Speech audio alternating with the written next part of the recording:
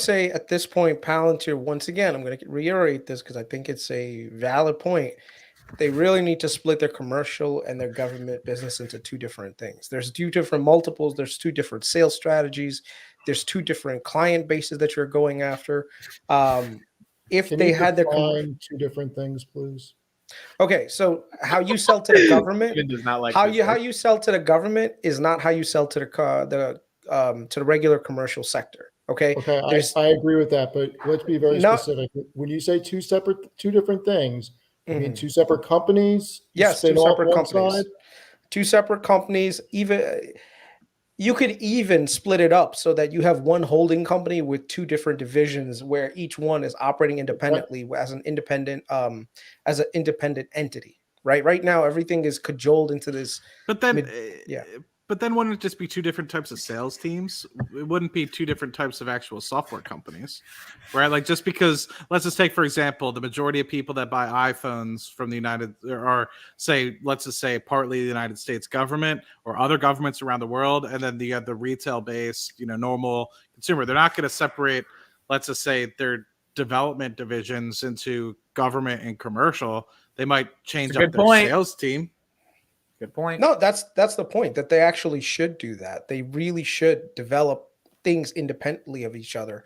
Chris, that makes no sense because a lot of those products with the government have so many implications for the enterprise. Well, no. Even in terms of like leadership, its own operating infrastructure, their own leadership that is supposed to make some decisions on how things proceed. Right now, everything is under just one control. Like the best example that I can give you is something like Amazon, where Amazon Web Services is part of the consolidated. Yeah, I'll say it. It's part of it. It's part of the Amazon. Wait, Steve, why? Why should he say it? Because Amazon North America and Amazon International does not make freaking money. No. Hold on. Amazon AWS. AWS is run as a separate entity, okay? Inside the Amazon ecosystem. If you look at, even though during earnings you consolidate the two, if you look at AWS, they have their own operating budget, they have their own profit margins, they have their own everything. That's side. They even have their own CEO. Andy Jassy, before he took over as CEO of Amazon, the main holding company, he was actually the CEO of Amazon Web Services.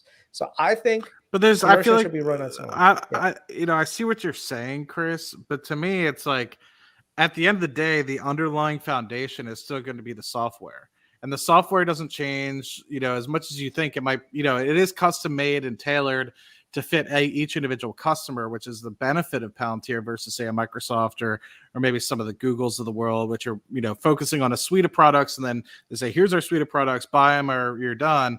It's like, I get what you're trying to say is like the tailoring of these software products are different for each individual client, but it's different when you have something like an AWS versus an e-commerce business, right? The focuses of the company are completely different.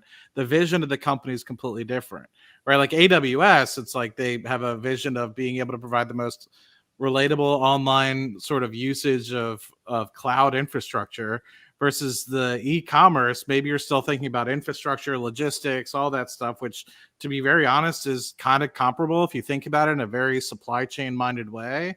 But one of them is very physical. One of them is very digital, right? Very different in that respect.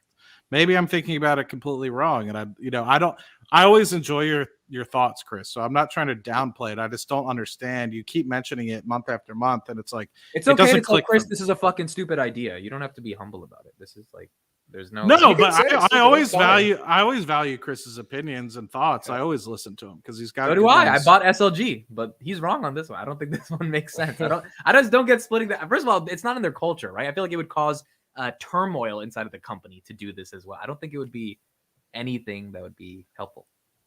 If it was to advance the software, it could make sense, but it doesn't make sense to offload one side into a separate EIN number and a separate company. That doesn't make sense. But strategically aligning so they can make further advancements, it would make sense. And the reason I say don't start going down that road with AWS is because a lot of people don't really read the 10Ks or the quarterlies or go over the numbers. And for the past, I think 4 or 5 quarters, international and North America for Amazon has not made money. What do you mean by not made money? Meaning that it's net loss? Operating income is negative. Now, maybe it becomes positive again in the next quarter or two because of all the layoffs and inflation going down. But AWS has contributed 100% of their profits. Steve, is this why revenue has doubled since COVID, but the stock price is flat? Is this why for Amazon? Could be part of it. You could make a case that Amazon got too frothy on the valuation, which I would say that it definitely did. I mean, you look at it, runs free cash flow negative, and people will say, well, because but they the can free turn the cash spigot off and they'll that be free free cash flow positive. that free cash flow number is very deceptive because they invested a ton of capex Yes, and their opex into capex increasing their business. Yeah. and their capex is absolutely crazy. They spend more in capex in a year than Microsoft, Walmart, Target, Home Depot, FedEx, and I want to say Costco. In a year, they spend more capex than those 5 or 6 companies I just rattled off. I think their TTM is like 64 billion in capex. Yeah, it's absurd. freaking crazy. Yeah, but So it is a little bit skewed. The reason for all that capex that they brought forward, because usually when companies do capex, they do measured amount of capex over a slow period of time. What they saw was a huge amount of demand because of COVID, so they overinvested in their logistics infrastructure and some of their other divisions, which actually brought their capex spending for the next 3-4 years forward. Which means if you're a smart investor, which means that they'll spend less on capex going forward because they already have logistics already built out. So if I was to buy a company, Amazon is probably the one I'd want to buy because now the money that they were spending on capex is no longer going to be there, which means their free cash flow is going to grow considerably. If you look at 2019 and 2020, their free cash flow was 20 something billion dollars a year. So if you think about the revenue that they have now and the amount of money that can take and turn into free cash flow and turn that into buybacks of shares at a depressed value, Amazon is actually the one you want to buy. Take a look at Amazon looks very interesting right now. And I was thinking about buying more shares for the simple fact that all of the efficiencies that they are currently doing, the layoffs, inflation coming down, if you get oil under 70 a barrel, transportation costs on prime air and oil logistics will come down.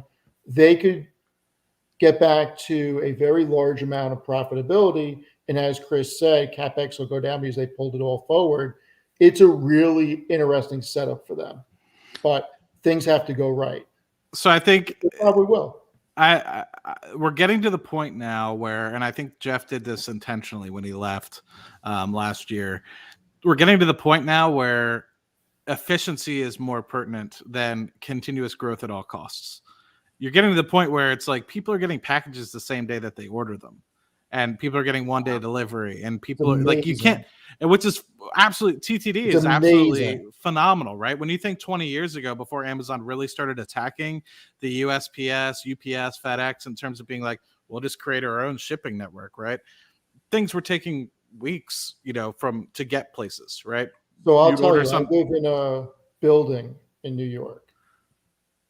This is not an overstatement. This is not an exaggeration. I can comfortably say 65 to 70% of the packages are from Amazon downstairs. There is no question about it. I have pictures. I'm not going to share it because I can't blur out everybody's names and addresses, but I'll send it in a private chat. It's freaking crazy. So that being said, at some point, just like Walmart, Amazon's going to go from a point where they're going to stop expanding entirely. Not entirely. I shouldn't say entirely.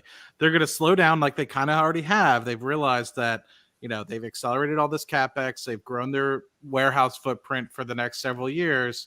They can slowly start to inch out 1% to 2% profit margin off the e-commerce business. Now hold on, Chris, and I'll give it back because this is a really quick point. Their e-commerce business is going to be growing at $500 billion, or not growing, sorry, but sustaining $500 billion a year TTM, and already is at over $500 billion a year TTM. It's going to grow to 750 within the next couple of years. Imagine a 1, 2, or even 3% profit margin on that, which historically they've been like, whatever we need to get the customers when happy and through the door and grow as fast as possible. Now they're going to say, let's turn on the tap a little bit. Couple that with AWS, couple that with Whole Foods, couple that with all these other opportunities. That's why I have to say, disclosure, like I'm long Amazon. It's probably it's the size of my Palantir position, if not larger. And, if it continues to dip, obviously it's up, 10, 15% over the past couple months. But if it dipped back below 100, I'd be buying for sure. I think in 10 years time, it's going to be something where you're like, duh. And it's upsetting to me because I've always been, as a dividend investor, was always against Amazon. So I'm like, why would you run a company of the PEs, $1 trillion, right? And now it's getting to the point where you're like, yeah, that was really short-sighted to me to be looking at, the TTM and how quick they're not growing and stuff of the like.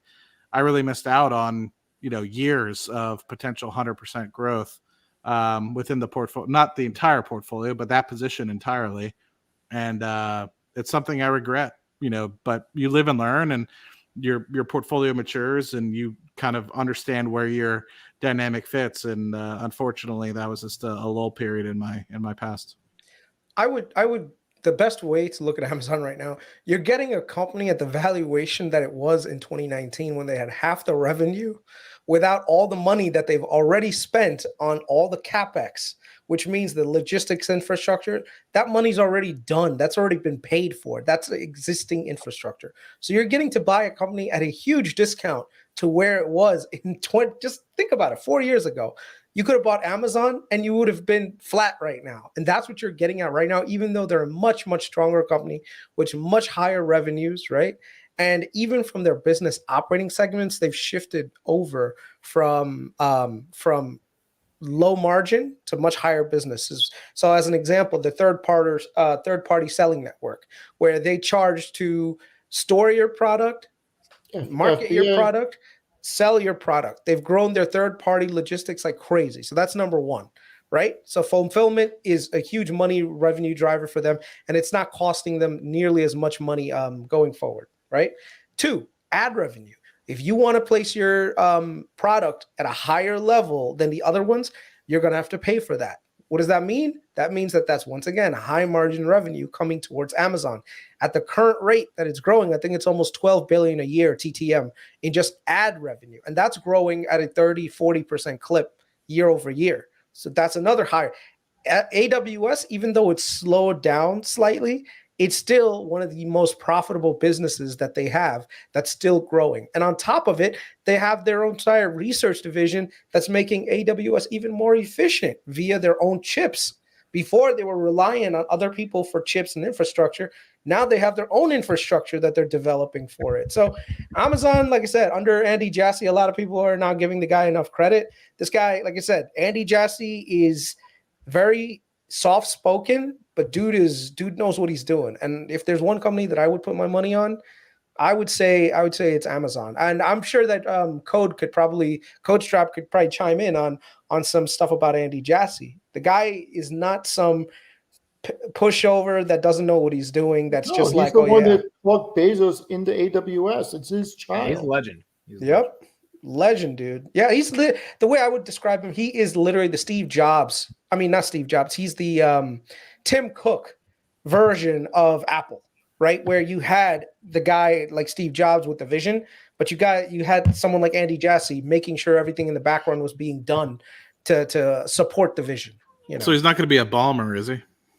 Fuck no. Even Ballmer, I think even Ballmer gets a lot of shit.